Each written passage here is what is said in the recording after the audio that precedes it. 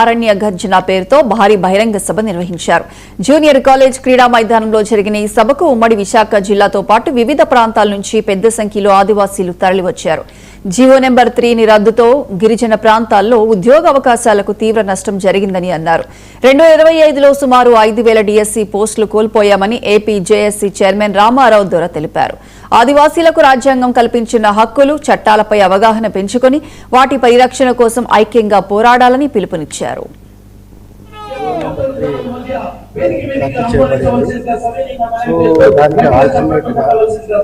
రాష్ట్ర ప్రభుత్వం రెండు దఫాలుగా మనతో చర్చలు జరిగింది. దానికి భారతదేశంలో ఉన్నటువంటి వివిధ ప్రాంతాలు, వివిధ రాష్ట్రాల్లో ఉన్న ట్రైబల్ జనాభా ఉన్నటువంటి రాష్ట్రాల్లో రిజర్వేషన్ పాలసీ సిస్టమ్స్ ఎలాగున్నాయి, రాజ్యాంగబద్ధంగా అంటే గత జీవో నెంబర్ 3 ఏ ఉద్దేశంతో కొట్టడం అంటే రద్దు చేయబడింది సుప్రీంకోర్టు.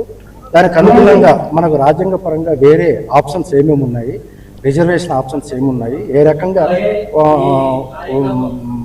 గతంలో ఇచ్చినటువంటి జడ్జిమెంట్స్ ఉన్నాయి, ఆ జడ్జిమెంట్స్కి వ్యతిరేకం కాకుండా దానికి అనుసంధానం చేస్తూ మనం కొత్త రకమైనటువంటి చట్టం ఏ రకంగా ఏర్పాటు చేస్తే బాగుంటుంది.